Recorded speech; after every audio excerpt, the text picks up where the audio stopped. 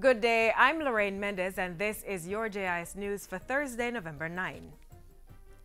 The Ministry of Health has officially launched its Adopt a Clinic initiative to assist with the upkeep and equipment needs of primary healthcare facilities. It was launched at the St. Jago Health Center on Tuesday.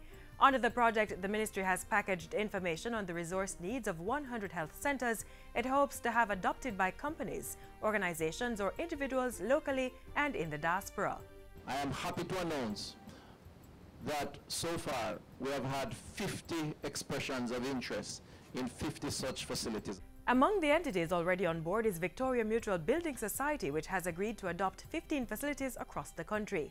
Dr. Tufton is encouraging more Jamaicans to support the initiative.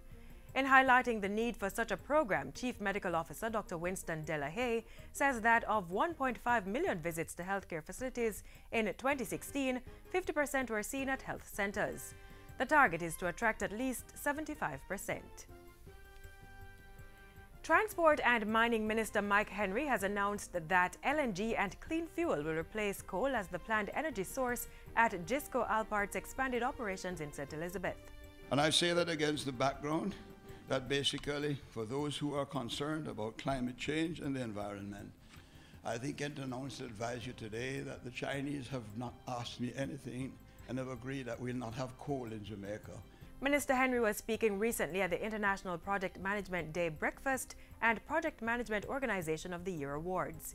He reiterated that the Alpart expansion had the capacity to create about 10,000 additional jobs from work to sustain construction and maintenance of a new refinery, a new power plant and expanded port facilities. All of which is realizable to be in the ground and is actually in the ground as we speak, with the lightly export of alumina after 10 years from Alpart by the end of November. Parliament is expected to receive the Cockpit Country Boundary Definition Report in 2 weeks' time. Prime Minister Andrew Holness gave the commitment in Parliament Tuesday.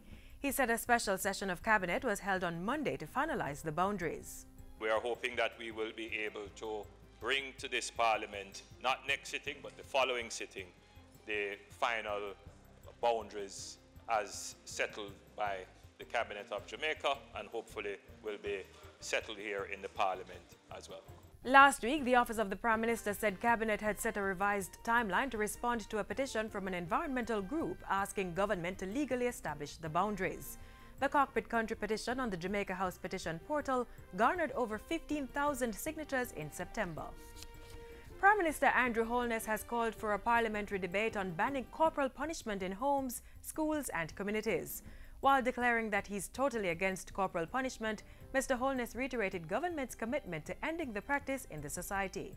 I think it would be a forward-leaning step in making a stance against violence generally, and it would send a powerful message about the state respecting the inviolability of the person, whether or not that person is a child or an adult. Mr. Holness was delivering government's position on the Sustainable Development Goals SDGs in Parliament Tuesday. The 17 SDGs replaced the Millennium Development Goals and emphasized a holistic approach to achieving sustainable development by tackling, among other things, poverty and hunger and preventing deadly diseases. During his presentation, Mr. Holness highlighted the findings of a UNICEF report which revealed that 8 in 10 Jamaican children between the ages of 2 and 14 years old experience violence as a form of discipline. The report also showed that based on police statistics between January and October of this year, 47 children have been killed by violent means, more than the corresponding figure in 2016. With such a report, with our commitments to the SDGs, I don't see how we can maintain this aspect of our culture and claim that we want to advance as a modern civilized society. The two things are incoherent and inconsistent. And finally, the Jamaica 4-H Clubs has embarked on a 3-year entrepreneurship training program. It's part of a move to reposition the organization as an entity geared at empowering youth for meaningful employment. Executive Director Ron Blake says 4-H views entrepreneurship as a major part of the solution to the challenge of youth unemployment. Under the Entrepreneurship Training program, young persons who successfully complete the training will be assisted with capital inputs to start their own businesses. To date, more than 540 persons have already been trained and there are plans to increase the intake. This year, the Jamaica 4-H clubs also rolled out a $64 million program with the Sugar Transformation Unit, in which 365 youngsters were trained and certified in small engine repairs, tractor operation, and commercial meal preparation. And that's it for JIS News today. I'm Lorraine Mendez. Thanks for watching.